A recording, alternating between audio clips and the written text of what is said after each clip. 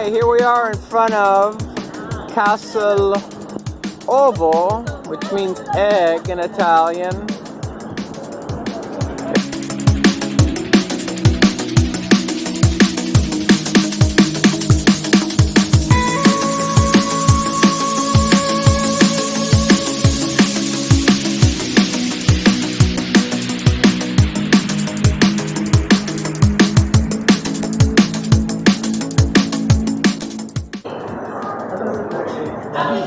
La birra, allora, pensavo la birra macchiata.